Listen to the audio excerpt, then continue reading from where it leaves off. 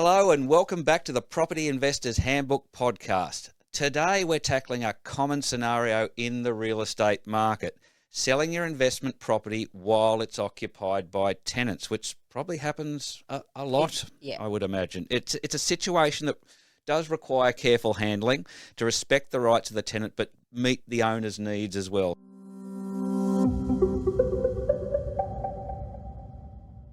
Joining us again, our expert in property management, Colleen Sutherland, is here in the studio. Colleen, great to have you here again. Hi, Adam.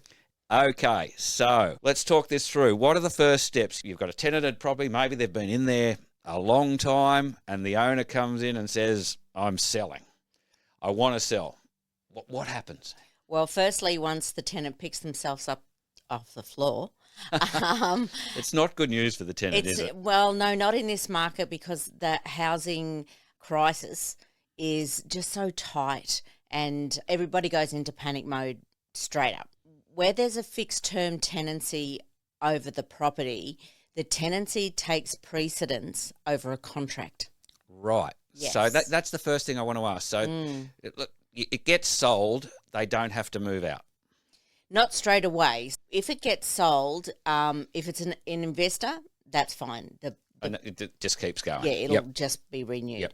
But if it's sold to an owner-occupier, when you're listing the property for sale, and we do let our owners know this, that they need to have discussions with the tenant first.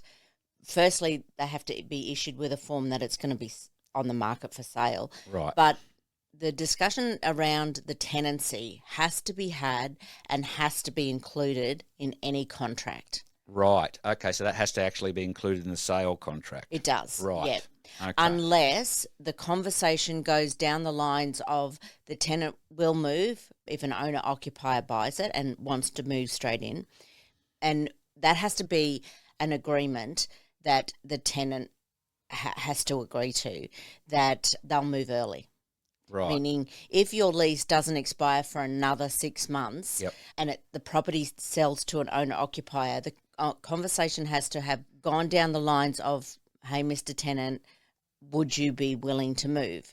So sometimes the tenant will agree just to move. As and when the place is sold. Yes. Or even can they opt and talk to it moving even before it's sold if that's something they'd like to do? Yes, Yep. it can be. And there needs to be an agreement with the landlord and the tenant, because the landlord is the seller. Right. And the tenant, what is the tenant going to do? So unpacking this a bit, they decide to sell, a notice goes to the tenant, then there has to be a conversation to decide, what are you going to do? You can move. Will you agree to move before or when the property sells? Yes. Or are you planning to stay till the end of your lease? Correct. Right. Okay. So if the conversation goes along the lines of, yes, the tenant will move, but you need to pay my moving costs. Right. So there might be a bit of a negotiation around that. And it's usually calculated out per week. So it's not, well, I'll get some quotes to get the removal truck and it'll cost me this much to relocate my power and stuff like that. Or a simpler version would be, I'll give the tenant 1 month's free rent. Right. Meaning, times 4 of the weekly rent. Yep. You get that and you need to move by this date. And you move. But the tenant has the upper hand there. I can't stress that enough, because so many times I've seen property sell and then the tenant goes, well, I'm here until next June. And like, oh, I didn't know that, and then the argument begins. Right. So you need to make sure you've dotted all your I's and crossed all your T's before you even list the property. Is there, when they have this discussion and the tenant gives them their intention at that point, is that put into writing or into a legal agreement so that they have to go at the time they said they would? Right. They do. So it is put in writing. So, yes, the tenant will move and I'll move in 6 weeks' time. You need to give me 4 weeks' rent, and that gives him plenty of time to find another place. But then that mutually ends the agreement. However, if the tenant doesn't move, i.e. changes their mind. Yes. Yep. Then it's a QCAT matter because it has to go before an administrator to make that decision. Does that generally happen quickly? Because No. right, so effectively the tenant does have the upper hand, because if they take that line, they're buying themselves more time, and there's not a lot the owner or the new owner. Yeah. So it gets the tricky there, agent doesn't plays it? a vital part in maintaining those relationships now between the seller, the buyer, and the tenant. Sure. So Do most landlords who do want to sell want... It would have to be a benefit for them, wouldn't it, to have the agreement that the tenant is going to move out at or before sale time, because it would knock out a few buyers, wouldn't it? It does, yes. It also is the way we market the property for sale, to say whether it's vacant possession, meaning the tenant agrees to move out, or we have to list there that there is a tenancy in place until this date. Right. So that might knock a lot of buyers out, or a lot of buyers will go, oh, I can wait 4 months, 6 months, and then the process of having the tenant move out after that. But if I'm understanding this correctly, then let's talk about that awkward situation where they do agree, it's marketed as taking it over as vacant possession, and the tenant does change their mind or can't find another place, or for whatever reason says, look, I'm not moving, I can't, or whatever. It then becomes the new owner's problem. Is there any onus on the seller at that point, because they've gone into the sale stating it would be on the basis of what the tenant has said, and then that hasn't occurred? What normally happens is settlement won't occur until the property's vacant. Right. So it's still the seller's responsibility and not the buyer. Gotcha. Unless the buyer has full faith that the tenant will move, I'll settle. Yeah, I can't get the tenant out. Makes sense. There is always a process of having the tenant move. Yep. You can't just boot them out, change the locks. Of course. That's old school. Yep. But yes, I wouldn't settle if I was buying a place with a tenant in there until there was vacant possession. Sure. So that property manager has to do all things to make sure that the property is available for settlement. Sure. But that's only if they're moving. Yep. If that was the agreement. Sure.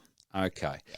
Now, next thing I wanted to ask is about access and the rights and responsibilities for open homes and viewings, because that's a whole other whole nother kettle of fish. Yep. We do still need to give the tenant notice, that 24 hours notice, that we're coming through to show a prospective buyer. Just 24 hours. Yeah. We've organised, and again, this is where your conversation with the tenant prior to listing comes into it. We've organised certain times that we can come through. Right. On an ongoing basis. So yes, Tuesdays between 2 and 5. Until there's a contract over the property. Right. So yes, Tuesdays at 5 o'clock, Saturdays at 10 o'clock, and we can only go in those times. You've got also the presentation of the property. This was what I was about to talk about, and I've got a few things I want to ask about this. Is there any onus on them to make sure so they can do what they want? They can, as long as they're within the tenancy agreement of looking after the property. Right. So as long as they're ticking all those boxes that they've always had to during their, which is, there's certain things, but it doesn't say it has to be immaculate and look its best, does it? No. And, some tenants, their furniture is not that showroom stuff. No. Or they've got little children and it's hard to keep the place clean with little kids. Yep. One of the ones I had, I'll just let you know, I took some people through, and she was fine with it. She was at work, but she had a smalls hanging everywhere.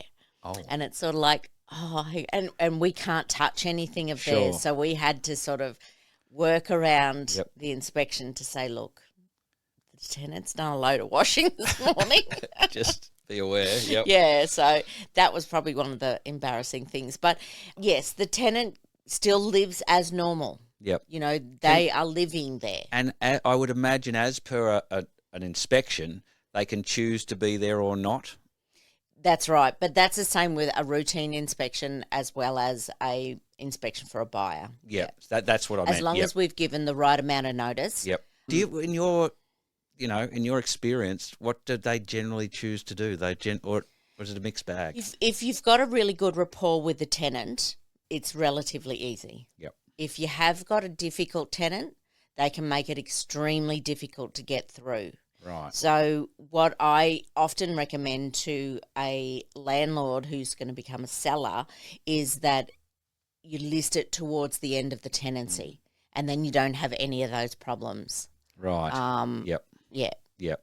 And I guess you probably advise your landlords, that regularly with communication and things that, as and when the time comes to sell, bear in mind that because it can make things so much easier. Yes. I have that conversation individually with landlords.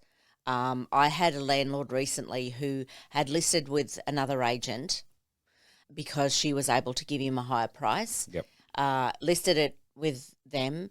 The tenant still had 6 or 7 months left on the lease, and he found it extremely difficult. The tenant wasn't letting them in because the tenant didn't know that other agent, not letting them in unless they were there, did not, because they didn't want the property sold. Sure. So when it comes to that, Sure. in the end, he took it off the market because your tenant is making it difficult. And I'm there, well, it's not my tenant. No. It's your tenant. That's it. But they can. Yep. If they want to make it difficult, they can. So he chose to withdraw it. He'll relist it again in the new year, closer to the end of the tenancy. Yep. But the problem there is he'll have to pay 2 lots of advertising.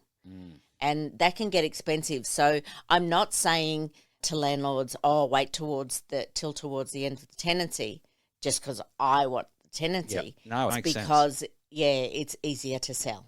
Yep. 'Cause Absolutely. it opens up the market to owner-occupiers Yep. and or investors. Yep. And you can probably present it a little better, I mean, in a lot of cases, having it empty Yes. and cleaned would make it much more presentable than what it would be going through with tenants there. What happens is the tenant will follow the potential buyer and the agent So they're not around, and you've pitching. actually got to tell them to go sit down.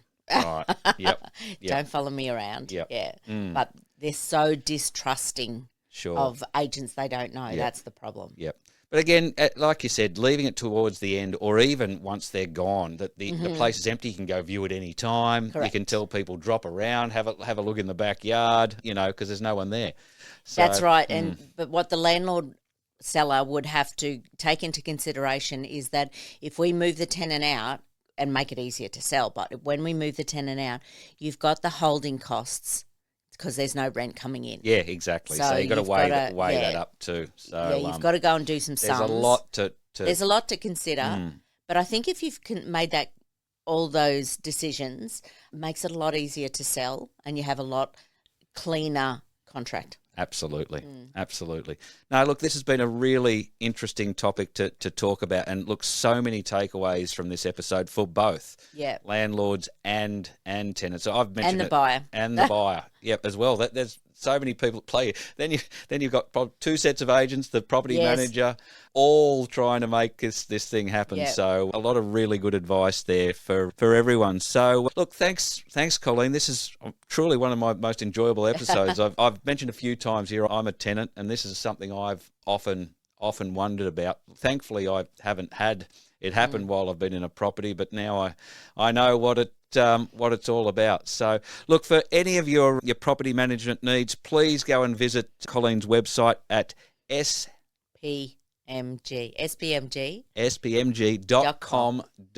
All the contact details are there. And of course, there you can also listen to any of our previous episodes. We're now up into the mid-40s. Oh, we are. So there's absolutely everything you could want to know there. And have a listen. Pick and choose the topics that are pertinent to you. It's all there. So once again, Colleen, thanks for coming in. Thanks for having me.